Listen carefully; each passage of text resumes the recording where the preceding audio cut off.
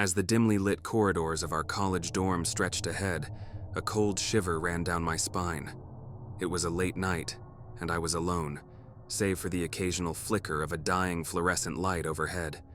It was supposed to be a quiet evening of studying, but little did I know that something sinister lurked in the shadows, waiting to terrify me beyond belief. I had settled into my room, trying to cram for an upcoming midterm. The hallway outside my door was eerily silent, with everyone else either asleep or out partying. The only company I had was the soft hum of the air conditioning and the persistent tapping of my pencil against the desk. Hours passed and the exhaustion began to creep in. My eyelids grew heavy and my mind started to wander. That's when I heard it, a faint, barely perceptible scratching sound. It was so subtle that I dismissed it as my imagination, a side effect of sleep deprivation. But then it came again, this time closer, like nails on a chalkboard. I pushed my books aside and strained my ears. The scratching continued, now from right outside my door. Fear seized me, paralyzing my muscles.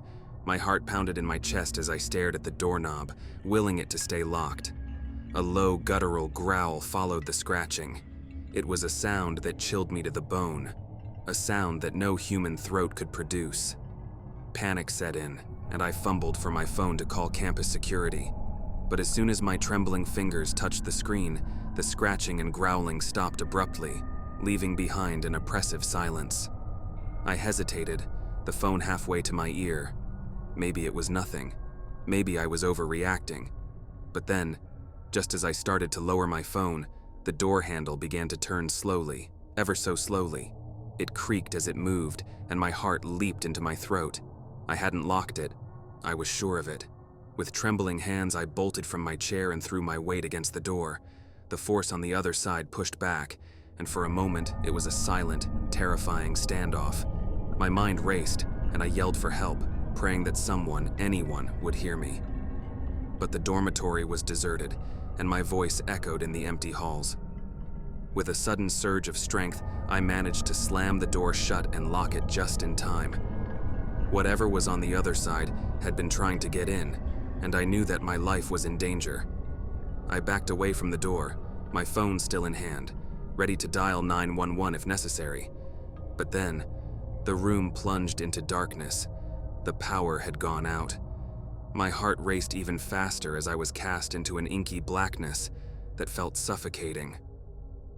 The room seemed to close in around me, and I fumbled for my flashlight, cursing myself for not having it ready earlier. As the beam of light pierced the darkness, my heart sank. The room was empty, and the door stood closed and locked, just as I had left it. There was no one there. Had I imagined the whole thing? The scratching, the growling, the door turning, all of it? I cautiously approached the door and peered through the peephole.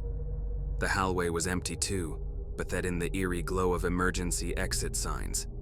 My racing heart began to slow, and I let out a shaky breath.